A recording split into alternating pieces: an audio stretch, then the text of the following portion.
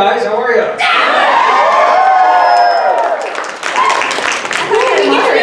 We have a moderator? Oh, hey! We thought we had a moderator. That's so fun. That means we can go off the hook. Yeah! That means we can go hardcore. Stop running the show. What? Naughty girl. Oh my God, look at what the world has to see. Look at all the colors that yellow and green. Everyone's a special soul, even Sakurai. If you want, you can sing with me. It's perfect like stars.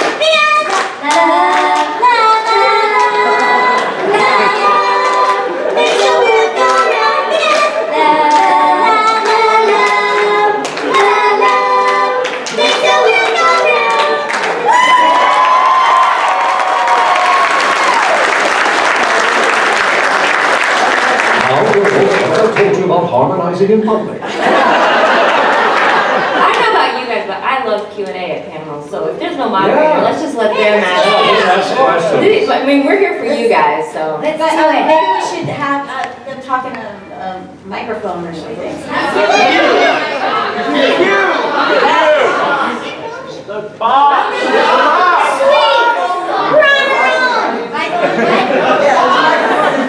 The box. Okay. You're confusing me. Carry around the box. Check. Is that the coolest? Like what? Have you ever seen that before? All right, go. The box. Speaking to the box. I will speak into the box. Exceptionally well. Yeah. Well, first of all, I want to thank you all, because you have been the voices of our heroes, our inspirations, and our friends growing up. And I want to thank you all for all the talent you put in, hard work you put into that for us. Thank you. Now, I have a question. I know you hear stories about during voice actors where they hit lines or scripts that they just go completely insane, or they just have incredible fun with. Exactly. And I remember when Tara Strong as Bubbles thought she was Mojo Jojo and everything that. So, out of all your experiences, what was the most fun, just a scene or script or scenario that you had to voice act? The most fun. I really like doing the special, like the musical one. Yeah, Sing Me, Feel Me, Know Me. Any of the singing ones. Yeah, we like that. I mean, quite honestly, we had so much fun in the studio. We just Always. It wasn't work. Every time we went in, we just. Oh my gosh. For E.G. it wasn't work. That's what she was going through her purse. She was doing her nails. Would you like to do your line? She was nursing her baby. It was a great opportunity. We're like trying to nurse my baby. We can hear your baby sucking on your boob. Sorry, children. We all were true story. And we all had our babies together. I wouldn't know about that. I always had to leave the room. There's some very naughty recordings of our B-roll. Like when we were recording stuff that was going on behind the scenes was really funny. Yeah, we like to rewrite the theme song. Like Bubbles, her butt is very itchy. She has a hairy boyfriend. You just do that like all the time. The guy that recorded us for the entire show is named Robert, and he's probably got about 100 hours of stuff that we hope never comes out. Yeah, he could be very Maybe rich. it would be really fun if it came out. All right, we got another question right here. Hey everyone. Hi. Hey, I got a question for all you guys. What was your favorite episode you liked working on throughout all these years? So many. The movie was amazing. The movie was cool, yeah. Really fun, and we, it was an amazing experience. We had great guests, voices. Yeah. It's hard to say because each one was really kind of fun and special. We had a good time. I liked when Bubbles got to be Mojo and the mayor. Those were fun. I like those too. Yeah. I really Or when love Blossom got her hair cut by her sister. Oh, that was so funny. She wants to be Buttercup. She wants to be Blossom, and no one wants to be. All right, we got another question right over here to your right. Did you prefer to play professor or him? Well, both, but him, come on. Come on. For a middle-aged straight guy from Kansas to be able to do him, it's like,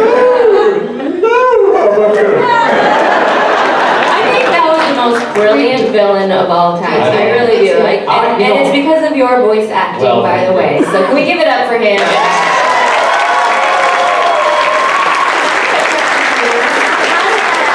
Quite remember how that voice That evolved, but I think actually- it happened in the room, right? I would not entirely. I wish I could take credit for it, but there actually was a character that they played for me. They said, we want something in that vein. And if you've ever seen the movie Yellow Submarine with the Beatles, there's a character called the Blue Meanie. And it's very similar to him. I mean, I put a different spin on it, but they played that for me and said, we want something in that vein. And I did about 5 seconds of it. It really was that easy. I just went, and Craig and Kenny were like, okay. Yeah, but all right, fast, I remember. Yeah, it was Question right here. That's how voiceover acting works. sometimes. As such prolific voice actors, do you guys ever get stuck in a role, or do you have a hard time finding?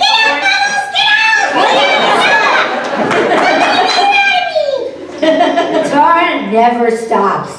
Like, we could be just hanging out at home and Tara will just blast into her character. You're the same. Yeah, kind of. Yes, I We do voices all the time. I mean, stuff, yes. And if we're like with our British friends, we're British. Like, yeah, we are Latina friends, we're Latina. With our dogs, Sponges. We speak dog. We speak lots of dog.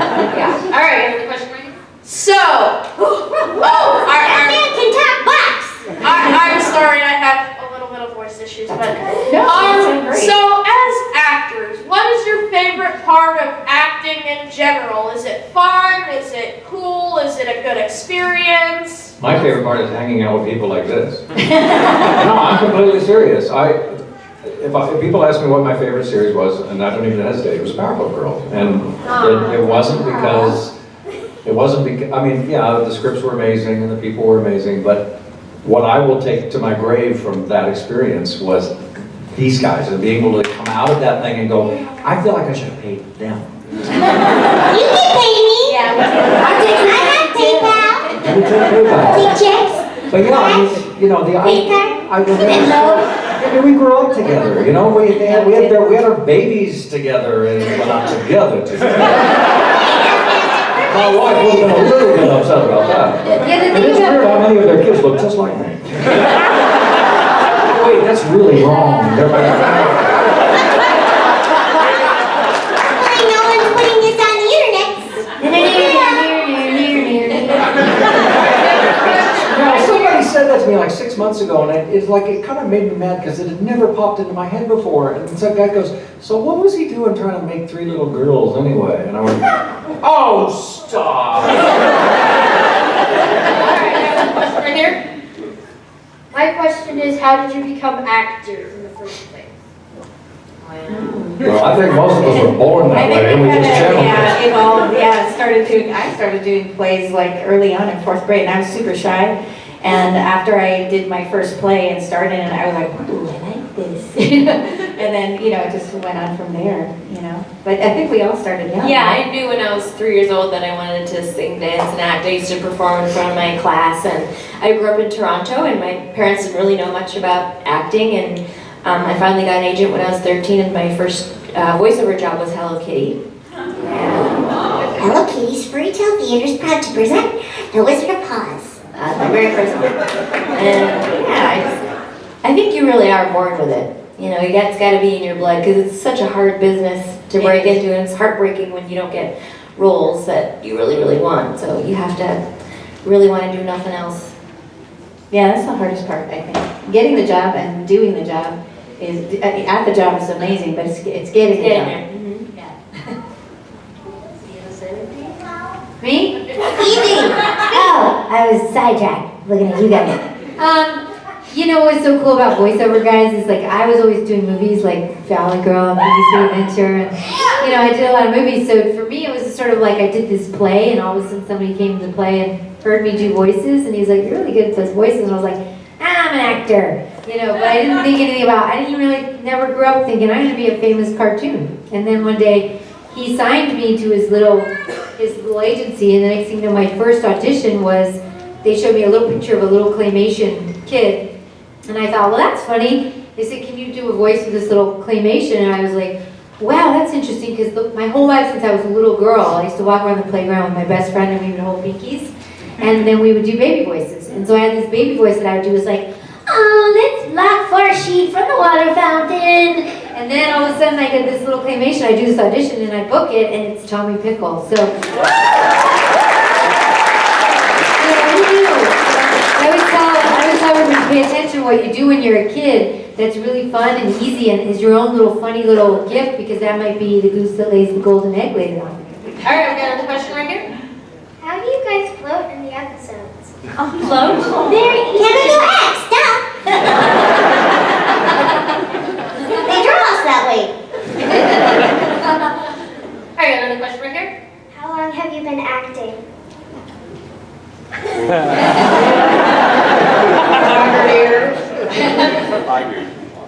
Well, I started when I was 13, and I'm 29. So.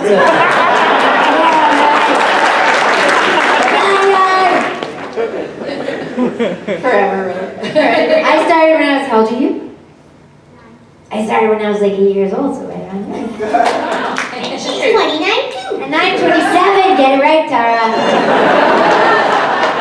I've been acting since I was about 3, but I only started getting paid for it when I was in my 20s. All right, here we go. Hi. Hi. This is mostly a question for Tara. I'm sorry. Whoa. White smash! Got some kind of superpower. Okay, so as you know from yesterday, I'm a huge Bratz fan. Uh-huh. I was wondering what it was like voicing Katya. It was really fun. I think it was the first Bratz I had done, and it was such a beautiful drawing, and I love doing ethnically interesting characters, and she's just a beautiful character. It was so much fun. She's your favorite ever? Aww. You're so All right, we got one more right over here. All right, I was wondering, how excited were you guys to hear that there was a reboot that you all were going to get to work on Powerpuff Girls again? that we were going to get Well, we to. did the pilot, and they told us actually we were going to do it, and then You know what happened. We were really excited to do the pilot because we were looking forward to doing more for you guys, and then all of a sudden we found out we weren't the voices. Well, we weren't, but he was. Just saying. That just happens sometimes. Sometimes they get creative Just so ideas. you guys know though, it's not the money, like, we would never say no. We never did. Most voice actors would say, would you do this again for scale? So scale is when you book a job, even if you've been doing it for 20 years, you go back to scale, which is typically around $800 a session for 4 hours. And every single voice actor goes back to scale at the beginning of any job or at a reboot. Yeah. So just so y'all know. Yeah, because It wasn't the money. It wasn't. Yeah, well, yeah, Wasn't the money. I don't know this because I haven't asked because I don't want to get into it, but I'm pretty sure just from what I've heard, it had nothing to do with them, it had nothing to do with money. Just some, it's a whole new group of people that had nothing to do with the original show. Except And for they're all- the men. Well, they're all in the I think a lot of it was is they had this idea that they wanted actual teenagers, and younger to do it. Okay, Tom, admit it, you like us better. I do. I think that the reason that I'm back is because he was an adult and he wasn't supposed to be any different or same. And I think they just, that's really what it came down to is they thought, they're girls, they should get a 12-year-old. All right. Anyway, enough of We that. got another question right here. Enough of that. We got another question right here. Is Cree Summer as crazy as she seems? Crazy. I love her so much. She and I worked together on my first show. She was in Hello Kitty with me. She played the bad cat. And I was 15 and she was 18, and she used to come to work on a Harley or an MG, and she was the coolest chick ever, and she still is. She's just the coolest. So cool. Like, the ultimate cool is Cree Summer. She's just the ultimate cool. She's really funny too. She's like a really funny girl, and she'll laugh. She laughs all the time. She's just All a right, we good got girl. another question right here. She goes, whoa, no more talking about Cree. Moving on. So, has there ever been any lines or things you had to do with your voice that were very hard during the show or really any show? You mean like taxing on our voice vocally? Yeah. What was the most taxing thing you did on your voice? doing games is the most taxing. At the end of a game session, you have to do all these screams and yells and efforts, and if you've done more than one character, you do it for. So that could be hard. And I also games are hard in particular because we have to do it by ourselves. So, and the great thing about our experience was we got to work as a full cast, which I think is becoming less and less common. And I think part of our success was the chemistry between all of us, and that we worked off each other and stuff like that. Yeah, for sure, video games, because it's just you for 4 hours, and even if you're not screaming, your voice gets tired. But probably the most taxing role on my voice was Terrence from Foster's Home, because everything he said was always angry and Blueface, you're a loser, it was all the time. So that was kind of hard. I would say Froggy on the Little Rascals, the live action. I went and redid the boy's voice because they needed it to be more froggy. So Frog was like, "What's the eyesight reading?" And he was like, "Yell me." But that was a good one. And then there was one other one where I did, I think it was Lorenzo's Oil, the movie Lorenzo's Oil, where I actually played a boy. It was a feature. And the director, George Miller, did all the Happy Feet movies and Mad Max movies. In that movie, I had to play this boy's voice he was getting sick, so he needed to do all these convulsion sounds. So they would lie me on the floor in the studio, and they would put a mic over my head, and the director would come over and pounce on my belly and on my rib cage. So I would be like, like that. And that was kind of That's kinky. Alright, we got another question. I like it like that. We got another question to the left over here, back here. Hello, I know you guys have all done tons of different shows, so outside of the Powerpuff Girls, what was your favorite character to play and why? Well, for me, it's Yoda, because, I'm a big old geek from way back, so yeah, that for me, that's an easy one, so.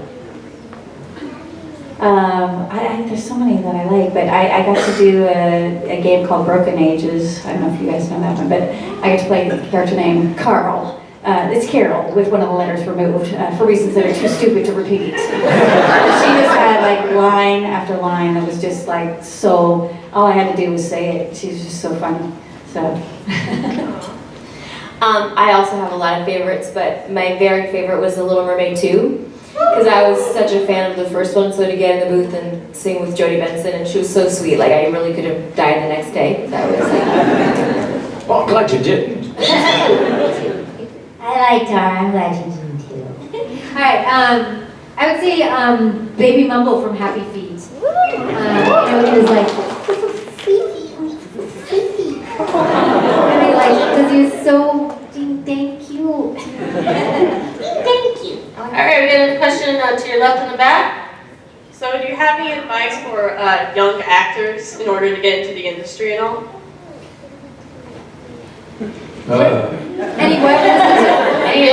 if you Google D. Baker, D-E-E Yes. Baker, he has a free website on everything you need to know about getting into the business. We always say, absolutely, you need an acting base, take singing lessons so you know what your voice can do, improv classes.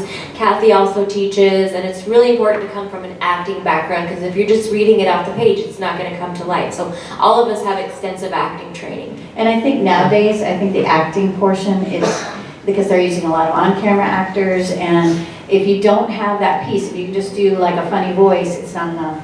And so it all really has to come from the acting. So studying acting in your school, getting in the plays, if you are a singer, it helps. And actually most voiceover actors are musically inclined, or singers, because, and that's a great way to train your ear. Doing some mimicking, is a good thing to start off on, but you want to create your own voices, really, because if people are alive and well, you're not going to get hired necessarily to do their voices. Not necessarily, but sometimes. Yeah, except for when they replace the little cast.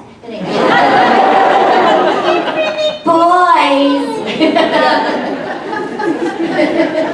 There's also, I did a voiceover seminar that's really easy, and I tell, it's a 2.5 hour voiceover seminar. We filmed it, and it basically gives you a lot of tips, tools, and how-tos. But it also tells you there's a lot of ways to learn about voiceover. Even just watch this, if you want to do radio or TV, listen to the radio, watch TV commercials, see how they do it. There's patterns. There's tonight on Fox, Family Matters. Will she get the boy? There's little rhythms and things to do with their voice. So anyway, that's on egdaily.com. Come check it out. It's not just like 20. All right, to the left on back. This is for Tara or all of you. What's your thoughts on Butch Hartman leaving Nickelodeon? Well, I'm sad because that means there'll be no more Fairly Odd Parents ever. Yeah, so, and I love that show so much, so I wish there were more Fairly Odd Parents. but he's so amazing and he's worked there for so long and done so much for Nickelodeon. We all love everything he's done. Obviously, Danny Phantom, and he's just an amazing artist, but he's not leaving the world. He's still going to be making all kinds of cool content, but it does make me sad that there's not going to be any more FOP. All right, to the back in the middle. Hello, first off, I'd like to say, Professor, I love you. We love him too. This question's actually for my daughter, and she wants to know what it was like to do the voice of Harley Quinn in the Batman video game. Well, when I first started, I was terrified because I love Arlene so much, and the character was created for her. So those were some awfully big shoes to fill, and I was so terrified that people wouldn't like what I was doing, because when I went in, they said we don't want it to be her. We want it to be a different version and a new version, and you have to make it your own. And I thought, oh my gosh, what if the fans don't like it? So it was super scary, but it was so much fun. And like, talk about getting tired at video games. I don't know why, but anytime it's Harley, like I never get tired. It's like a way to take out my frustration. I just love going in there and saying, okay, back Brandon, it's just fun, even if I'm yelling the whole time.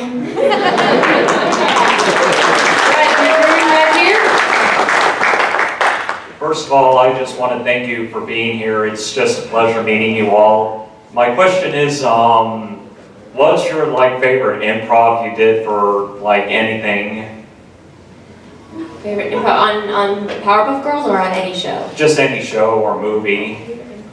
I think, like we were saying, I think we were constantly improving, but not when we were supposed to be. So it was like when we were supposed to be doing lines, but we were busy goofing off. Those are my favorite improvs. We get to improv a lot, so it'd be hard to sort of pinpoint one, but when I think of Powerpuff Girls, I don't know why it would come to me to make Bubbles pronounce things weird, like, remember she would say, and when I was talking to squirrels, You would say things like, yeah, that too. But when she was talking to squirrels, it would be like, and Tom Kane was like, is this how you talk to squirrels?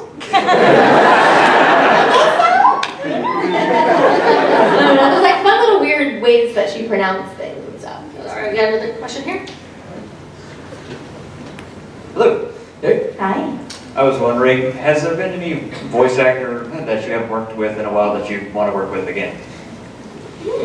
Oh, yes. Wow. Who do you work with her? Well, I've never worked with Tress McNeil at all, and she's one of my favorite voiceover actresses. I think she's great. I've never worked with Cree either. What? I know it. I know. So those two, I think I would love to work with. Someone once put on the internet, are you guys together, dating? Are you guys, because you're always on stuff together, so just asking if you request that so you can make out at the session. Oh, yeah. I love working with Frank Welker. It's been a minute. I love him. Yes, she's And actually, I haven't got to work with Tom in a long time. That'd be fun. I don't live in LA anymore, so everything I do is from my studio at home, and so I'll work with anybody because I never see anybody anymore. Yeah, we're doing all these three again. That's why I like coming to these things, see some old friends, so very nice. All right, this question right here. And I know you guys work on all kinds of shows, but what show that you did not work on would you wish you had? That paycheck from The Simpsons would have been nice. That one's not scale. Not anymore. We got another question right here. Hi, one of my favorite episodes was the one with the Rowdy Rough Boys. And I was wondering if that changed the dynamic of the studio with them, playing off of them, or how that worked. That Working was with them. Rob Paulson and who else? Jeff. Oh, Jeff Bennett, yeah. No, they're both amazing to work with. Yeah. You know, It's he was in more the of a- movie too, right? I mean, he's amazing. I think it was a lot of fun. Those characters are really sweet, and that's why they brought him back, I think, quite a few times. Yeah. All right, we got another question right here. Do you guys ever walk into a room of strangers and you don't know that you're Tara Strong or E.G. Daily and you just mess with them? Because if I could do what you guys do, 24/7. I just like would, so I was just curious. You know what the best is? When you're in an elevator and there's like kids in the elevator, and then you're just standing there waiting, and then you go, "Excuse me, could you press floor 3, please?" It's like, what?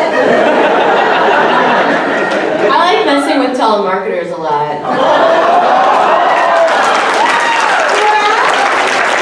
Nobody's here. I'm all by myself. I have lots of big knives. And also, like, I started cosplaying, and it was really fun the first time I did Harley at Comic Con. Thank you. At Comic Con, when I walked to the hotel, people were like, Tara. But in costume, people didn't know it was me because there's a million Harleys. And so this one guy, and a lot of people stopped me because it was a good costume, and this one guy's like, "Can I please take your picture? Harley's my favorite. You're like my 20th today." And so I posed and I went, "Okay, but am I your favorite?" And he goes, "I don't know, I've seen a lot of good ones." I was kind of excited for him to go home and like, wait a minute. See, I'm a 6'5" middle-aged guy. I'm talking weird voices to kids, and I get in trouble. Especially on elevators. Someone's got to go, "Honey, let's get off this floor." It's not quite the same effect. You know what, in my real life, I don't talk that much in voices, and I remember once, a long time ago, when a little girl, somebody was like, "She's the voice of Tanya in Five Goes West," and you know, I did the voice for a little girl, and I was like, "Dreams to dream in the dark of the night," and she just kind of looked at me like, "Why is this old lady?" You know, like, so I don't do it a lot, but it does freak people out when I'm in my regular world and people have known me for a long time, and then all of a sudden they didn't know that I do any of this, and then I am like, "Not so fast, Mojo Jojo!" You know, and they're like, "Oh my God!" You know, so. All right, we got another question right here. I have two for Tara. What would have to be your favorite moment as Twilight Sparkle? And a friend of mine was wondering how you got the role as Arizona in Ben's Fight Nerds. Oh, I don't remember doing that. There's so many that I do that I don't remember, but whenever you're doing a show and they have you do an incidental character, it's usually the director will say, "You're doing this part today, you're doing that part today." And probably the funnest episode for me was Lesson 0. So much fun, and she was awfully tiny! And I loved doing the wedding episode. I thought that was beautiful. I have a lot of fun on that show, except that I don't get to work with the other girls because they're all in Vancouver, so I'm in LA, but we have so much fun when we get together. What's your favorite episode? It's hard for me to pick. All right, question number 5. Well, Tara, you obviously are great as Ray in DC Comics and everything. I want to ask the others, if you could voice any DC hero or heroine, who would you choose to do a voice star with Raven? Raven. Whatever, back off, sister. Ooh, that's an interesting question. Poison ivy might be nice. What about you, Tommy? Oh, I've always been partial to Superman. Aw. And when I was younger, I had brown hair, I kind of looked like him. All right, Yeah, I Taylor. wish. This question's for Tom. When you work in commercials, is it a quick process or? Oh, it depends on the commercial. You know, if someone's hiring me because they know what I do and I've done something like that before, it's quick and easy because they're just like, just do your thing. Yeah, the ones that are problematic are when they don't really know what they want and they, 40 takes later, we've done like 4 different things and I'm like, you do realize that nothing we've just done in the last 20 minutes is going to match anything we did in the first 20 minutes. So I don't even know where we are anymore. But those are balanced out though. Most of my work on a day-to-day basis is movie trailers. And those are a breeze. I mean, a typical trailer session will last 10 minutes. But because by the time they've hired me because they know exactly what I do. I mean, some of, like right now, I'm doing tons of stuff for, not Romeo and Juliet, Sherlock Gnomes, which is out now. And that voice is Johnny Depp is Sherlock Holmes, rated PG-13, starts party in theaters everywhere. That kind of thing. Once you get into a campaign like that, they'll just send me the copy and I just record it and send it to them because it's, again, what someone was saying earlier, there's a pattern, trailer stuff is very stylized. Nobody talks like that. We all have eggs and I'll have some sausage. Because in a world, we like sausage. It's so bizarre. Sausage? Is he talking about sausage? All right, so you left Yes. here? Hi, Tara. This question's not. Tara, I'm here too. We don't like you with your smelly bum. Yes. This isn't Powerpuff Girls related, but what was your favorite part of the MLP movie? And thanks again for signing my book. You're welcome. I loved when they became sea ponies. I thought that was so darn cool. And Kristen Chenoweth was so sweet. It was such a treat to meet her. You know, like when you love someone so long and you meet them and they're not so nice, but then the ones you meet are super nice. She was so sweet. Loved her. Way sweeter than you, bitch. Be quiet. All right. So I know there's got to be a few Raven fans in here. So first of all, let's hear it for Tara Strong. And so, how was the role of Raven played into your everyday life? Did people start recognizing you on the streets? When, like in this scene I saw on TV where someone saw Steph Curry just walking down the street. Do people recognize you when you do that? Sometimes I get recognized. Every time I go into GameStop, that's for sure. This is my favorite. They're checking you. Oh my God, are you Tara Strong? And if they don't recognize me, my son will be in line at Target. He's like, that's Timmy Turner. It's really cute about that. All right, to your right here. Do any of you have any new projects that you're working on that you're particularly excited about? Yes, but we're not allowed to talk I'm excited about Unikitty. That's really cute. Yeah, I like Unikitty. That's fun. There's this Han Solo movie going on. Do you guys know the Stinky and Dirty show? I play Moby D on that character. That character on that show. There's a new show called Nubbin and Friends that's coming out this year that I'm doing, this voice of Nubbin. And also Curious George got picked up for some more episodes, so I do Steve on Curious George. Fun. All right, we got another question right here. So I'm sorry to bring this up again. The new Powerpuff Girls were mentioned. What is your honest opinion of the show? Is that for us or Tom? All of you.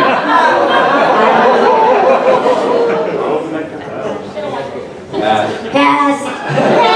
Let me just say one thing. We have nothing against the new actors. They're completely lovely and wish them the best. Yes. But from that, it would be dishonest to say that it doesn't upset you because when you create a character, they are part of you, and it's it feels weird to see someone else do it. And it happens all the time, by the way.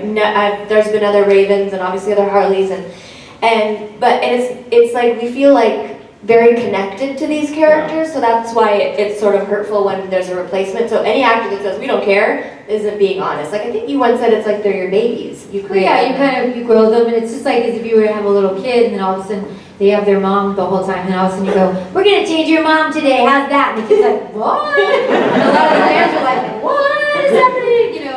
You're changing somebody that they were close to all of a sudden. So the question is well, why do you have to do that? Sometimes it's just a creative choice, but sometimes it doesn't make sense. So it didn't really make sense to us. But luckily, we all work We're all still, grateful. and we're all at the end of our careers. So Sometimes we make mistakes.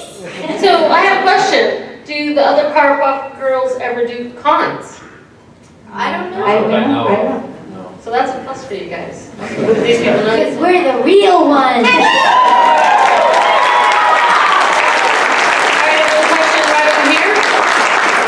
Hello. What was your favorite moment as Tommy Pickles? Oh my gosh, I really love the earlier episodes, and I like the one I like being naked. I really like those very first early episodes. They were just so sweet and so well written. So I have to say those. Can I tell you my favorite one that I watched you do when you went to labor? Oh my God. Like literally, she went into labor. I was in labor during regular Rugrats. I was like this. But Chucky, I'm not sure I like that very much. Hold please. And then I'd be like, okay, I'm ready. I don't know, Chucky. Something's really strange around here. Hold please. I was like, will you get her to a hospital, please? Lady, put down the microphone. And that night, my daughter was born.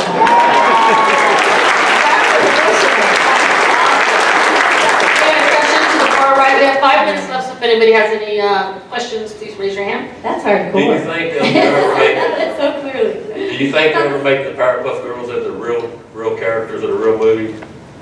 Oh, that'd be cool. Yeah, that'd be really cool. That would be cool. I've seen like, there's stuff online where Yeah, there's some you really see people, adorable like, fans yeah. that have done some pretty cute stuff. And we love seeing that stuff Yeah, too. I'd like to see my daughter get the part of the role. I bet. All right, we got another question right over here. Hey, Professor. Yeah. Do you relate to the Professor as a character at all? Oh, sure. I mean, of all the things I've done, he's the most like me. I mean, he's a dorky dad, and I'm a dorky dad. Now, wait a minute, children. Can I say this? His voice is pretty much mine. So I took me and mixed in a little Gary Owens. And I actually asked Gary if that was okay back in the day. I said, I just thought this was okay. It was kind of a blend of me and you. And he's like, well, as long as you do me well. You know what's really cool about Tom? He really was like kind of dad figure. And also, while we were doing episodes throughout those years, Tom was adopting babies. Left and right. He was literally like, he'd be like, I got another baby coming. And so literally, how many babies do you have now? Oh, well, they're all grown. Most of them grown up, but you have 9 kids total. He's adopted 9 kids.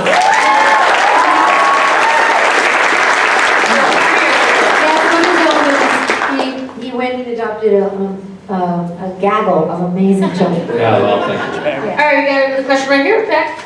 Professor, you said that with him you had some coaching.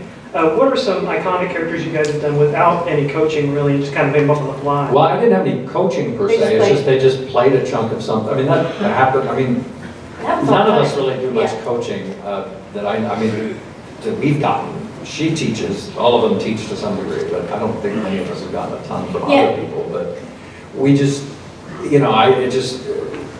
some people are really good at making new and crazy voices that no one's ever heard before, but there's only so much under the sun vocally that's within the human range. So anything we do is going to be somewhat similar to something that some character actor sounded like in 1952 on a TV show. Well, in my case, I don't have a shred of modesty or originality in my body, so I just steal from the stuff I grew up in. So these people come up with some new and cool things. I just live, like I said, it just takes me in a chunk of Gary Owens and I got a character. Someone wants an old cowboy and I do it, so Walter Brennan. If the engineers and the producers are under the age of 35, they think it's something I made up. That's what we do. So we take a little bit of this and a little bit of that and kind of, mix it up. So, That's what creativity is. All right. We got time for 2 more questions. Go ahead.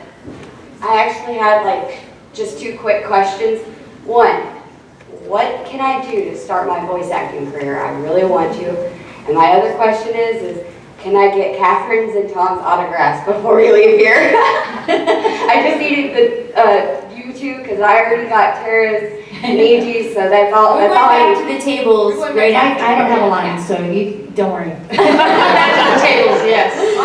And we were saying before, go on the D. Baker's site if you want all kinds of free information, and both these girls have classes, and acting class is super important. I think these websites, it's a blog sort of format. It's a great blog. I think it's I want to be a voice Yeah, actor. and it's all free. I want to be it. Just look on his Dean Bradley Baker's website, and there's a link to I want to be a voice actor. He actually came and spoke at my class. It was where do you live out here? Currently, no. I'm just kind of trying to figure my current situation out. Because if you go to LA, there's tons of classes. But are you in school? Not currently, no. Okay, so I don't know, there's got to be some kind of theater or, program, or you can audition for theater or, there's got to be some kind of classes you could take out here.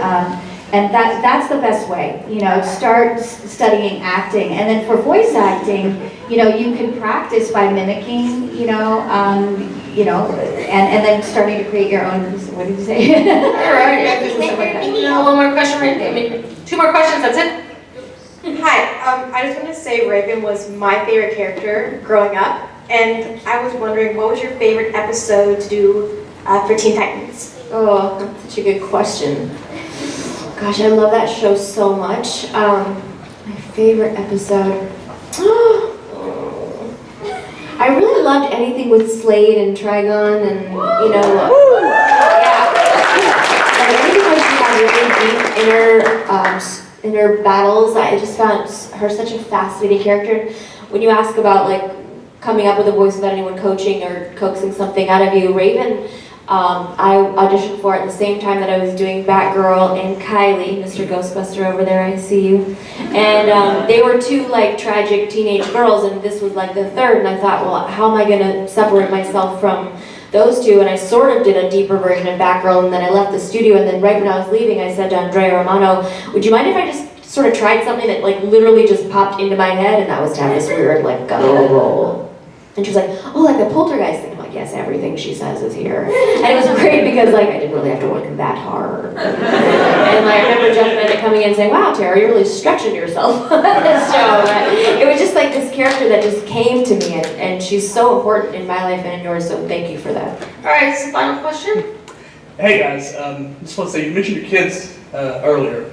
So you had a room full of kids and big kids that give you all kinds of praise and adulation for everything that you do. How do your real kids react to what you do? Well, when your mom, my kids are 19 and 21, but all through school, like when they were in school, there would be like silent auctions and stuff. I was like the highest bid. Like they'd ask the parents to bring in things to donate for the school things, and the Rugrat, like birthday wishes and hang out with a bunch of the cartoon characters. Those were really popular. So I was kind of like the cool, Tommy Pickles mom. Okay, I can tell you about my kids. Okay, you'll get a turn. So Sam Strong was like, he grew up at Nickelodeon Cartoon Network. We all got to bring our kids all the time. And he didn't think it was so cool till like he got to school. And he was like, dude, your mom's been 10 and stuff like that. But then he thought it was really uncool when My Little Pony took off. Everyone like, Sam, what's gonna happen next season? Like, and every time I come to school, they're like, tell us some spoilers! Like, they would go nuts and be like, Mom, it's so embarrassing. Aiden, like, loves everything I do, and he likes to find things that he doesn't know I'm in. Like, he'll go like, Mom, I'm coming here in this episode of Family Guy, and there's 5 kids from all over the world, and you're every single one. And he like laughs and he cries, and he'll go, oh, I'm killing everybody, and Injustice as you. Like, he likes finding things that, it's not true. But then they get My daughter is 19 as well, and she, of course, wants to be really cool and everything, but she is super proud of me, and she will be like I actually don't tell people, but she does, because she's proud, and she'll be like, my mom's blossom, so it's really, it's cool. She digs it. I'm so obnoxious that most of my kids did never want to tell anybody what. And to an extent, it's just, whatever Dad does is what Dad does. It wasn't impressive to them. The first time my kids were ever thoroughly speechless was, I just had some friends were coming over for dinner, and the doorbell rang, and it was Mark and Mary Lou and Chelsea, Mark Hamill, and his wife, Mary Lou, and his daughter Chelsea. They were 12 at the time, and my kids were, a couple of them were 12.